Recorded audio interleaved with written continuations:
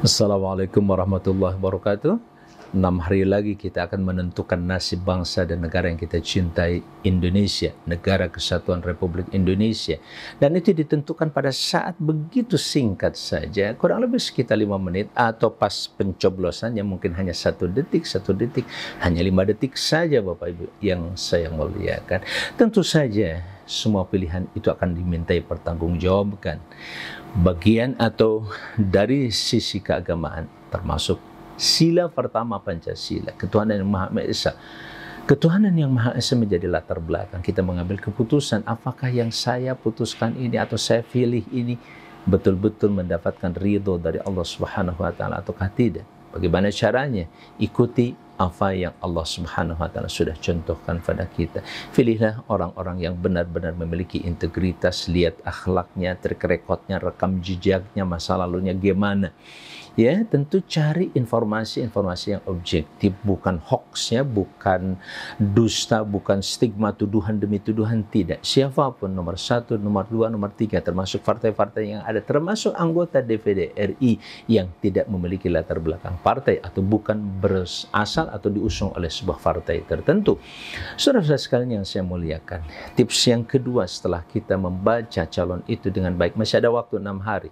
Silahkan yang viral itu dibaca, diteliti, dianalisa, dan itulah yang terpenting sekali lagi, pendidikan politik. Mana yang paling objektif di dalam memberikan pendidikan politik, tidak emosional dalam pengertian yang penting pilih ini, terserah dan lain sebagainya, enggak begitu. Ya, jadilah pemilih yang cerdas, termasuk saya juga sedang belajar menjadi cerdas ya dalam pemilihan ini tentu saja. Dengan cara apa? Membaca dan terus membaca.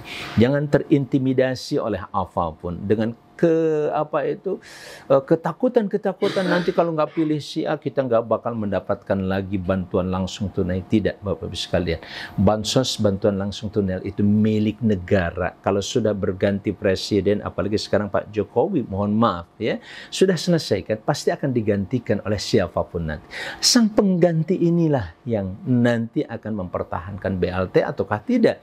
Kalaupun misalkan tidak dipertahankan begitu saja, justru yang kita cari adalah bagaimana supaya BLT ini, bantuan langsung tunai itu, tidak hanya menjadi ikan yang diberikan begitu saja, kita tunggu setiap 3 bulan cair dan seterusnya, sementara tidak menggairahkan ekonomi kita, tidak membangkitkan kita, tidak membangun kemandirian dalam diri kita. Saudara-saudara sekalian, silahkan lihat, perhatikan, pelajari, kemudian yang terbaik tentu bagi kita sebagai seorang yang beragama, minta tolong dan minta pilihan kepada Tuhan yang Maha Esa. Bagi kita umat Islam adalah kepada Allah Subhanahu wa taala yang diistilahkan dengan istikharah atau istisyarah. Istikharah adalah minta pilihan ke Allah. Kalau istisyarah, konsultasi kepada orang yang mengerti, yang objektif, yang insya Allah akan membawa kepada kebaikan yang lebih baik buat kita. Sekali lagi, jangan pernah lakukan dalam waktu 1 detik, 2 detik, sampai 5 detik, 5, di mana kita akan menyerahkan negara kepada mereka tanpa kita ketahui siapa mereka. Bukan kena, apalagi pada saat hari H ada yang mempengaruhi kita. Memang sering saya bercanda, hari ini memang saat di mana kita susah nolak duit.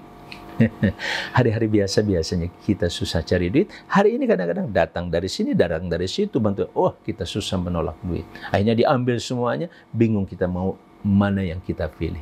Tetap kembali kepada hati nurani dan rasionalitas kita, pahami segala sesuatunya. Wallahu a'lam.